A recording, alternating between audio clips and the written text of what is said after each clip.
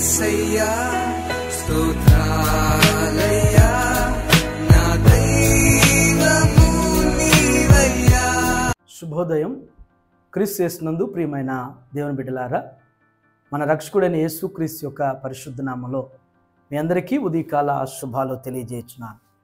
మన టీఎల్సీ అనుదిన ఆహారంలో దేవుని యొక్క మాటను మన జ్ఞాపకం చేసుకుందాం. యోహాను సువార్త 8వ అధ్యాయం 29వ వచనాన్ని మనం చదువుకుందాం. నన్ను పంపినవాడు నాకు తోడై ఉన్నాడు, ఆయనకి ఇష్టమైన కార్యము నేను ఎల్లప్పుడూ చేయుదును గనుక ఆయన నన్ను ఒంటరిగా విడిచిపెట్టలేదని చెప్పాను. దేవుని బిడ్డలారా, ఈ ఉదయకాల సమయంలో ఈ మాట ద్వారా దేవుడు నీతో నాతో మాట్లాడుతున్నాడు. ఈ మాటను మనం గమనించినట్లయితే 3 తలంపులు జ్ఞాపకం చేయబడుతున్నాయి. మొదటి తలంపు అంటే యేసుస్వామి ఆయన జ్ఞాపకం చేసేటువంటి, అంటే శిష్యులకు కానీ జనసమూహానికి జ్ఞాపకం చేసేటువంటి మాట ఈ వచనం. ప్రభు జ్ఞాపకం చేసిన మాట ఏంటంటే, మొదటి తలంపు, నన్ను పంపినవాడు నాకు తోడై ఉన్నాడు. పరలోకపు తండ్రి మరి యేసుస్వామిని భూమి మీదకి పంపించాడు మనందరి కొరకు.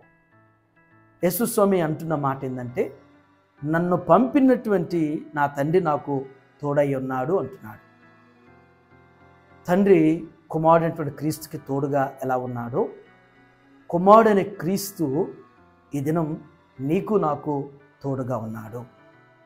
నీకు నాకు ఆయన వెన్నంటుండి మన ప్రతి పరిస్థితిలో, ప్రతి స్థలంలో కూడా మనకు తోడుగా ఉన్నాడు, ఉండబోతున్నాడు అనేటువంటి సత్యాన్ని మనం గ్రహించాలి. రెండవ తలంపు, ఆయనకిష్టమైన కార్యములు నేను ఎల్లప్పుడూ చేయదును అంటున్నాడు. అంటే తండ్రికి ఇష్టమైనటువంటి కార్యాలను నేను చేస్తాను అంటున్నాడు. నాకు ఇష్టమైనవి, నా మనసుకు నచ్చినవి, నా కోరిక తగ్గట్టుగా నేను చేస్తాను అని చెప్పి ప్రభు అంటలేదు. దేవుని బిడ్డలారా, మనం కూడా గ్రహించాల్సిన మాట ఏంటంటే, మనం కూడా తెలుసుకోవాల్సింది, మనం మనకిష్టమైనటువంటి రీతిలో మనం జీవించడం కాదు.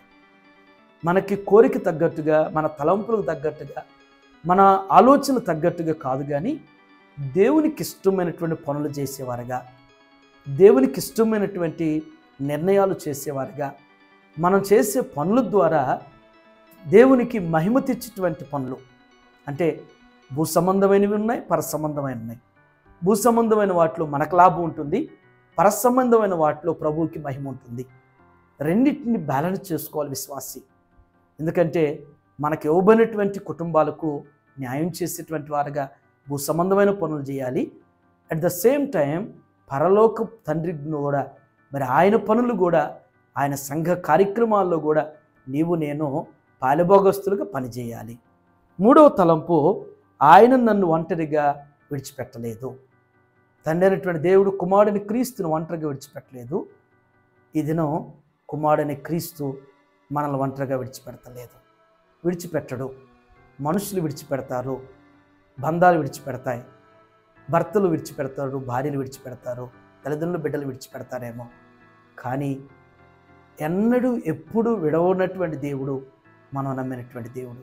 ఒకవేళ ఈ దినం దేవుని బిడ్డ, ఒకవేళ నువ్వు విడిచిపెట్టబడ్డావేమో, నువ్వు విడిచిపెట్టబడ్డాన్ని బట్టి నేను ఒంటరిదాన్ని అయిపోయాను, దిక్కులేని దాన్ని అయిపోయానని ఒకవేళ లోపల అధైర్యపడుతూ కృంగిపోతున్నావేమో, ప్రభు నిన్ను విడిచిపెట్టలేదు. ప్రభు నీతో ఉన్నాడు, నీ పక్షాన ఉన్నాడు, నిన్ను వెన్నంటుండి నడిపించడానికి ఆయన ఇష్టపడుతున్నాడు. ఆ విధంగా పరిశుద్ధాత్మ నిత్యం మనకు తోడుగా ఉండి మనం ఆయనకి ఇష్టమైన పనులు చేసి ఆయన యొక్క తోడులో నడవబడేటువంటి వారుగా పరిశుద్ధాత్మ మనకు సహాయం చేయాలి కాక. చిన్న ప్రార్థన చేసుకున్నాం.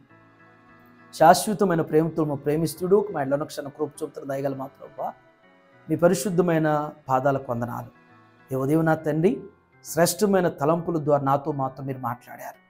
మీరు ఏ రీతిగా నాయన భూమి మీదకి పంపబడినప్పుడు నాయన తండ్రి అయినటువంటి దేవుడు ఏ రీతిగా మీకు తోడుగా ఉన్నారో, తండ్రి అయినటువంటి దేవునికి ఇష్టమైనటువంటి పనులు చేశారో నా ప్రభువా, తండ్రి అయినటువంటి దేవుడు మిమ్మల్ని ఏ రీతిగా ఒంటరిగా విడిచిపెట్టలేదో అదేవిధంగా నా తండ్రి మా పక్షాన కూడా నా తండ్రి తోడుగా ఉంటూ నాయన అయ్యా మమ్మల్ని ఎన్నడూ కూడా విడవక నడిపిస్తున్న విధానం బట్టి మీకు వందనాలు.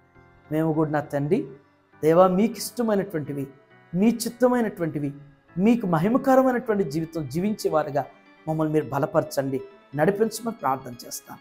ఏదైనా టీఎల్సీ అనుదిన ఆహారం చూస్తున్నటువంటి ప్రతి కుటుంబాన్ని, ప్రతి బిడ్డను కూడా జ్ఞాపకం చేసుకోండి.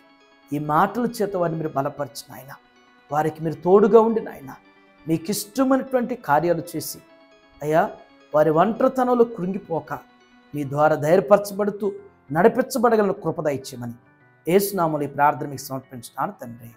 ఆమేన్. God bless you all.